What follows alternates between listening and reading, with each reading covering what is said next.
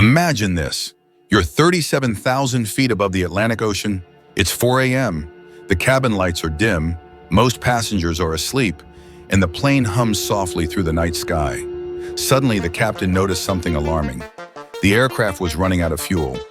Both engines gone. You're gliding in a 400,000-pound aircraft with nothing but ocean below and no idea if you'll ever touch land again. This isn't a movie.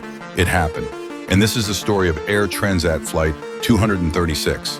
On August 23, 2001, an Airbus A330 prepares to fly from Toronto, Canada to Lisbon, Portugal. On board, 306 people. At the helm, 2 skilled pilots, Captain Robert Peach, with over 16,000 flying hours, and First Officer Dirk de Jager, just 28 years old but sharp and steady. Everything looks perfect. The plane is modern, well-maintained, and fueled up with 48 metric tons of fuel, just enough for the expected 7-hour flight. The flight takes off smoothly, climbing into the night sky over the Atlantic. Roughly 4 hours into the flight, while cruising over the mid-Atlantic, a small piece of tubing in the right engine's fuel line had begun to leak.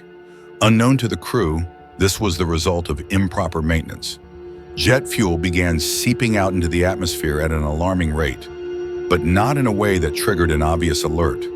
There was no loud bang, no smoke, no rapid warning. Just a slow bleed, invisible to everyone on board. The plane had reached the middle of the Atlantic when a strange reading popped up. The right engine, engine number 2, was showing signs of high oil pressure, but unusually low oil temperature and quantity. That combination didn't quite make sense. It didn't match typical engine failures or known malfunctions. Unable to find the issue in the flight manual, they contacted Air Transat's maintenance team in Canada. But even they were puzzled. The crew decided to keep a close eye on the situation, assuming it could be a sensor glitch. Soon, the flight management system showed that fuel was imbalanced. The right tank was draining faster than the left. To correct this, the pilots did what they were trained to do. They opened the cross-feed valve, allowing fuel from the left tank to move to the right. But this move unknowingly made the situation worse.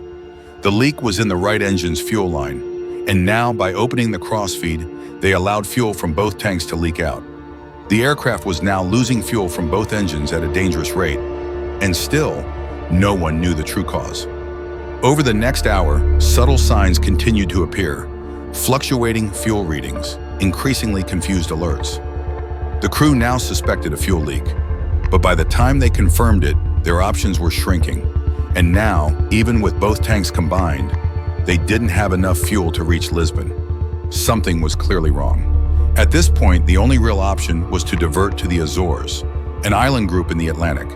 The nearest airport was on Terceira Island. The pilots informed Santa Maria Air Traffic Control of their situation and the plan to attempt an emergency diversion.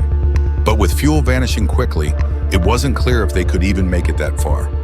By then, only 7 tons of fuel remained, around 6% of what they had started with, and the numbers were dropping fast. Now down to just 25 minutes of fuel, the crew weighed their options. Maintenance suggested descending to 20,000 feet to better detect the issue, but the captain refused. He knew that altitude was their only advantage. Should the engines fail, they'd need every foot of altitude to glide. At 6:13 a.m., nearly 5.5 hours into the flight, the right engine flamed out. The aircraft began flying on a single engine, and the flight crew initiated standard single-engine emergency procedures. Terceira was still 240 kilometers away, and they had only 600 kilograms of fuel left. But 13 minutes later, the unimaginable occurred. At 6:26 a.m., the left engine failed too. The A330 had now become a 230-ton glider over the open ocean. Thanks to their altitude, they still had a chance. Most modern aircraft are not designed to fly without engines, but the A330, with its long wingspan and aerodynamic design, had some gliding capability. The question was, would it be enough? From 34,500 feet, the aircraft began descending at a glide ratio of about 12:1, meaning it could travel 12 miles forward for every mile of altitude lost. But whether that would be enough to reach Layez was uncertain. The aircraft's ram air turbine, R8, a small wind-driven device, deployed automatically to provide minimal hydraulic and electrical power. But many systems, including the main flight displays, had limited functionality. The crew was flying on backup instruments, calculating distances and descent rates manually in real time under extreme pressure. Time was running out. With only 15 kilometers left to the runway, the aircraft was still too high, around 13,000 feet. A sharp dive would have made landing dangerous. So the captain made a bold decision. He executed a 360-degree turn to shed altitude. It worked, bringing them down to about 5,000 feet. He performed a series of shallow turns, S-turns, to bleed off altitude and line up with the runway.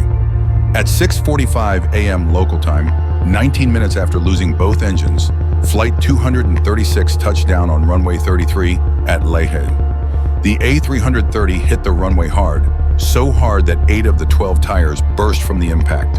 Sparks lit up the tarmac as the plane screeched to a stop. Fire crews rushed to extinguish a blaze in the landing gear.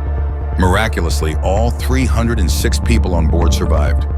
14 passengers and 2 crew members had minor injuries, while 2 passengers had serious injuries during the evacuation of the aircraft. Flight 236 etched its name into aviation history as the longest engine-out glide ever performed by a commercial airliner. An astonishing feat. An investigation later revealed cause of a fuel leak due to fitment of an incorrect part to the hydraulic system by air transit maintenance staff. As part of routine maintenance, Air Transit was held responsible for improper maintenance. The airline was fined, and procedures across the aviation industry were reviewed. Airbus made changes to fuel imbalance warnings, and training programs were updated to better address similar scenarios. Captain Peachy and First Officer Dejager were later praised for their composure, skill, and coordination under impossible conditions.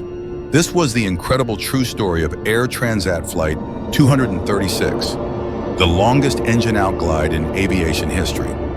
If you found this story fascinating, like, comment, and subscribe for more unbelievable real-life aviation stories.